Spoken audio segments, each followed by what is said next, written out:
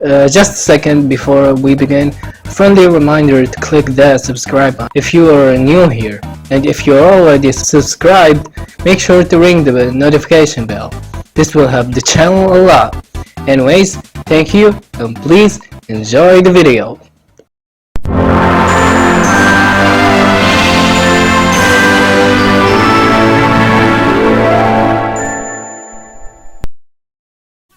Recently, we compared two superheroes, Dashing Super Guy and Kirby from Nintendo. In some ways, Kirby lost big. No big hair, no big muscles, no weapons, nothing. All Kirby's got is appetite. Kirby's Dream Land, the thrilling new adventure game on Game Boy. Kirby munches, spits back, and floats, saving glorious Dreamland. He's Kirby, and he packs a mean bite. Kirby's Dream Land, only on Game Boy. Kirby's Dream Land is the first entry of the Kirby series, released 1992 for the Game Boy, and made by Masahiro Sakurai. He plays Kirby, an 8-inch tall pink puffball whose main ability is inhaling his enemies and spit them as stars. He can fly infinitely. That's because the game was made for beginners. King Dedede stole the food in Dreamland. Okay, why a king would steal the food from his citizens? Where are the cops? Oh, and Kirby was asleep all this time. He wakes up and the adventure is simple small levels that end up with boss fights. Like Green Greens has Wispy Woods, Castellolo has Lodo and La La La, and then we have a flight mode boss fight with Kabola. And finally, stage 5, Dedede in his boxing ring. But of course, beat his ass, saved Dreamland, the end.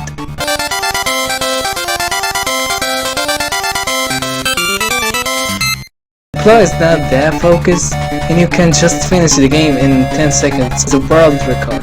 And yeah, there's no much to say. The game is fun, easy, and it was one of the best selling games for the Game Boy. Who's Kirby? Behind the flabby facade, a physical powerhouse, a street fighter, a weapons expert. He's whatever the situation demands.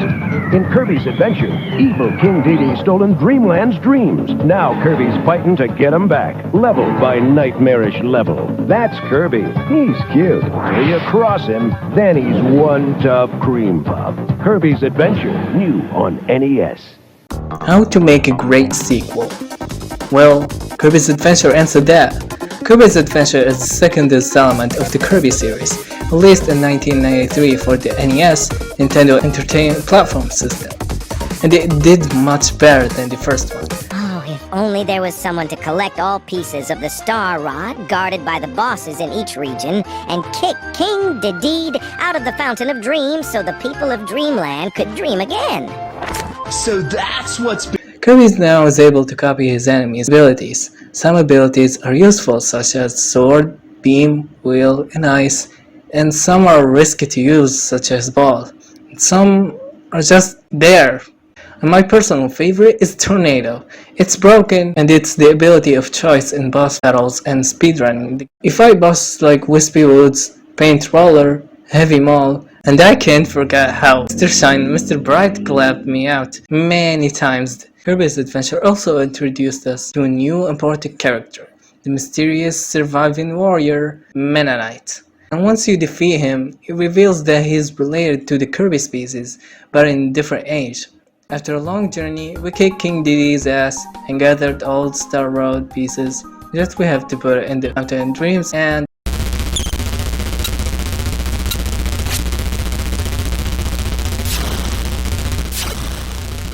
so Dedede turns out to be a friendly rival, and he hides the piece to not let Nightmare escape, and Kirby is now the villain in this game. Just kidding, he throws Kirby after Nightmare, fought his orb and true forms, and now Dreamland is saved. The end.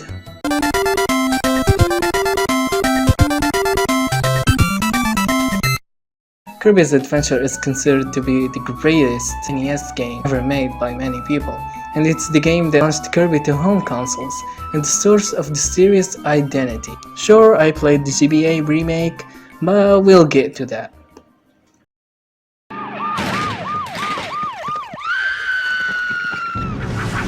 Seen a rash of these lately.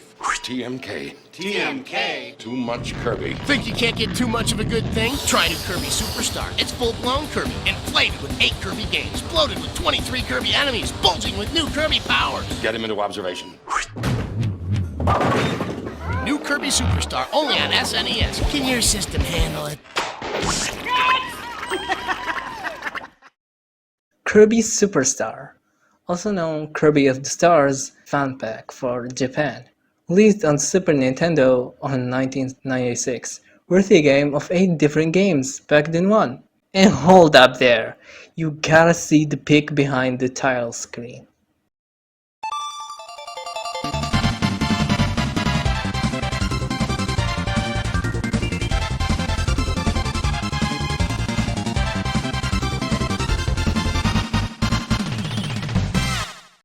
Spring Breeze is a soft remake for the original game, Dreamland, but with Cupola not included for some weird reason.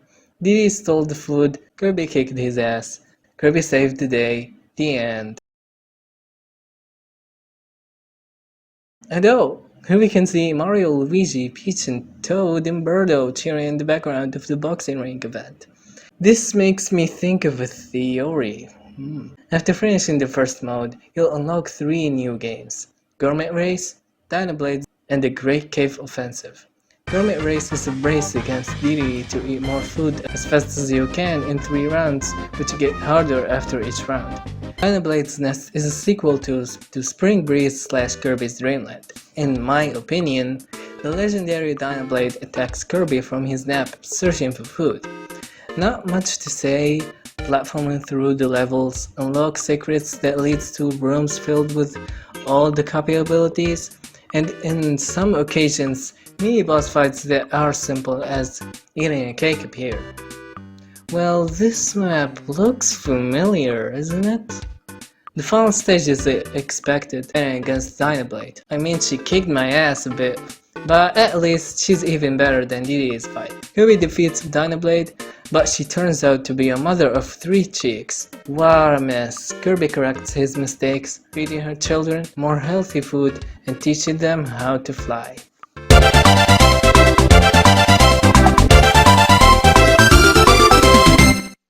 I mean, it's a good sequel for the original story, but I enjoyed it.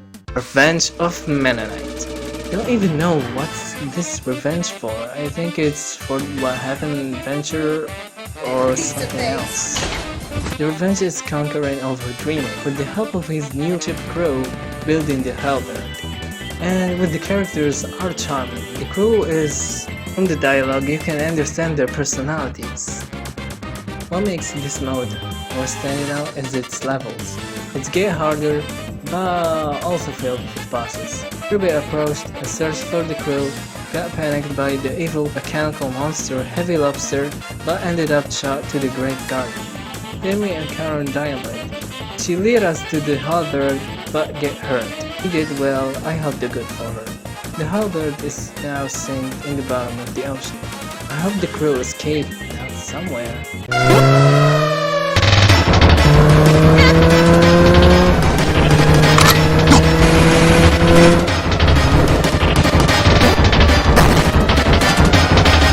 I feel like I have forgotten something. It was probably nothing.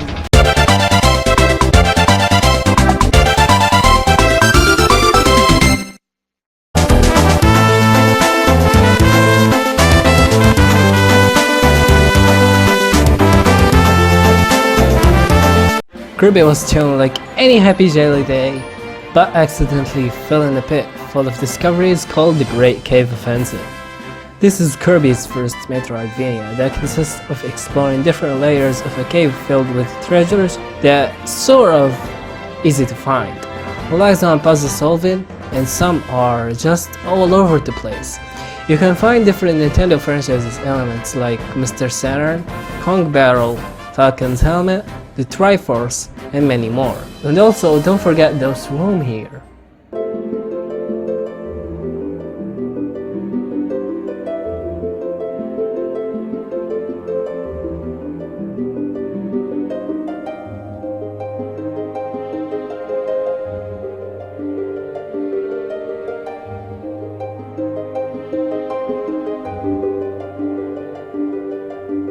There are a total of 60 treasures to collect in this game. Collecting them is not necessary to complete the game mode, but obtaining every treasure is required for 100% completion. You explore 4 stages: Sub-Tree, Crystal, Old Tower, and Garden. And of course, each stage ends with bosses. Very well, a Final Fantasy reference, computer virus, Chameleon Arm, and the final one is Wham Bam Rock. At the end, Kirby can return to the beginning to find a warp star, leading out of the cave with gold. I wonder what he's gonna do with it.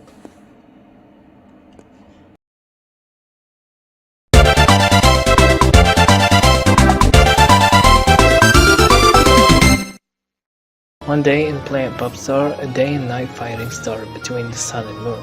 Somehow, in Mark's, one of Kirby's and bestest friends told him the only way to stop them is to make a granted wish by the Great Galactic Nova. Yeah, I told this story before in my Mark's Smash Bros. Video, which I highly recommend you all to check it out. Right after this video, of course. The main concept of this mode is, what if Kirby can't copy his enemy's powers? Kirby have to collect the Copy Essences Deluxe to receive copy abilities, rather than requiring them from enemies in higher worlds. After beating a bunch of shenanigans in a bunch of different worlds, we gathered all the star pieces, and when Kirby was about to make his wish, Mark stole it to get superpower and conquer over Dreamland. Ah, don't worry, we defeated Noah's heart and wiped Mark's ass.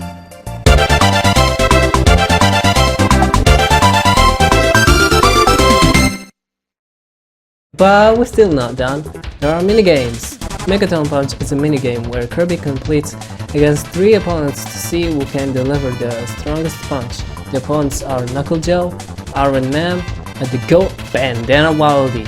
The string of the punch is determined by 3 factors: the power meter, target rings, and timing pendulum, all requiring precise button presses. Perfect punch can crack Planet Popstar in half. Samurai game is faced off against the opponents dressed like samurais in a quick draw duel, requiring players to press the A button as fast as possible after an.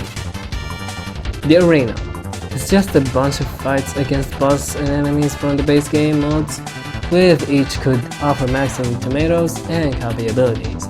There, you beat Kirby Superstar.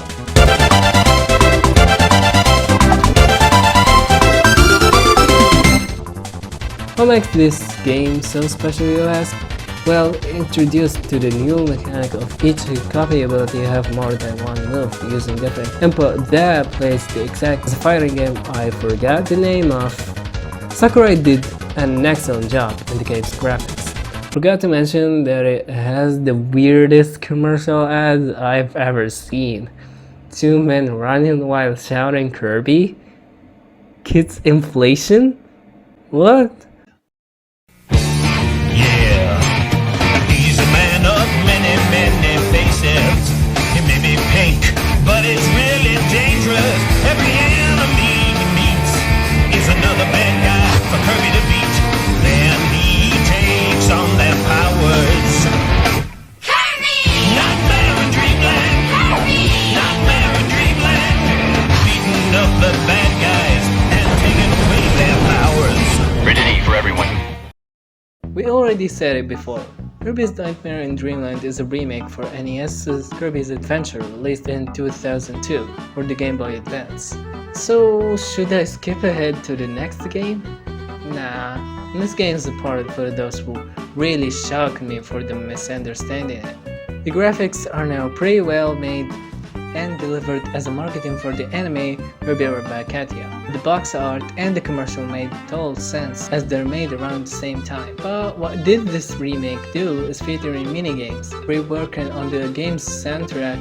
Once you 100% the game, you unlock a new game mode, Meta Nightmare, allowing you to play the whole damn game as Meta Knight. So there you go, this game's important and it allowed me to play the original game.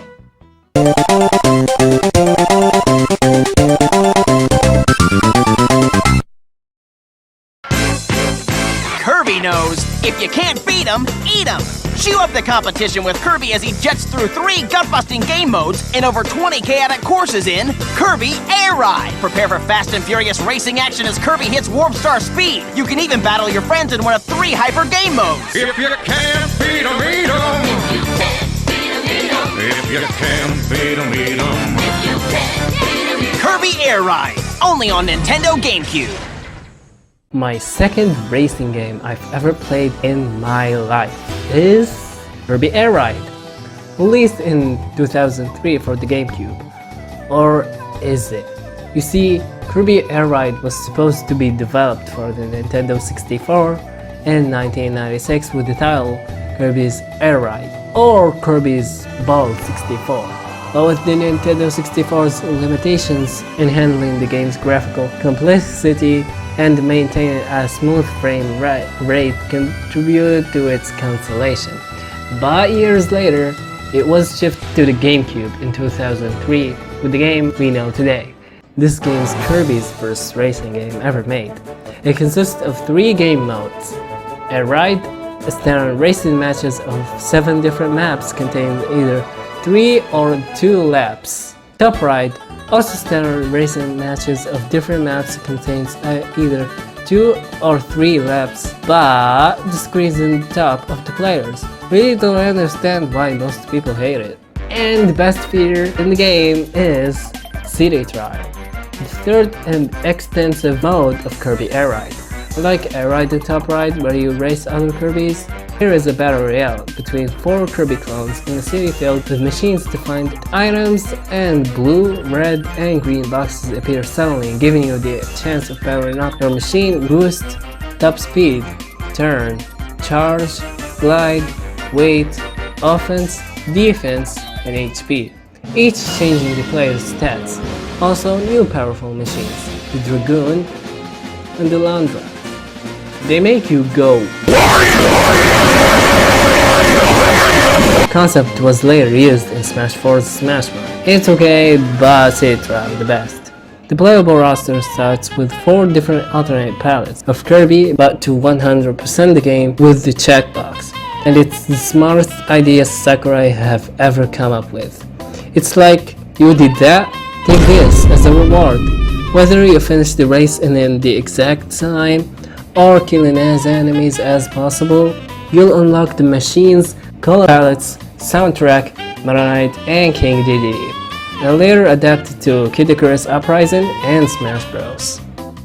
Despite most of the environment look this game's original, it fits as an expansion to the world with fancy meadows, sky sands, lava flows, beanstalk, Shaker Knights, Nebula Belt, and more. And the soundtrack was reused in the anime Kirby Ride Back Katia.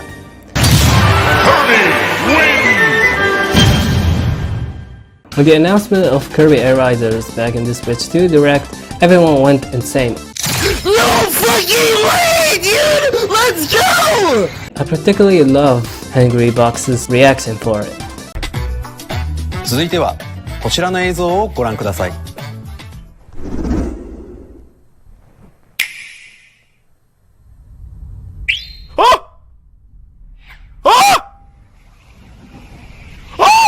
Oh, wait, what is it? Oh my god! Kirby Air Ride! Give it to me! But to conclude, you cannot say Sakurai sucks at making games. I grew up with these games since I was a kid, and that's what I call Kirby. I know, I can now see you typing. What about modern Kirby? Triple Deluxe is more better than Air Ride. Look, this video is uploaded to not make you hate modern Kirby, but to appreciate Masahiro Sakurai's works. And with Air Riders coming up, I think we still have a chance for Sakurai's Kirby games.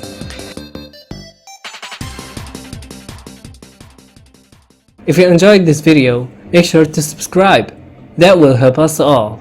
As always, thank you all for watching, and hope to see you all in the next one.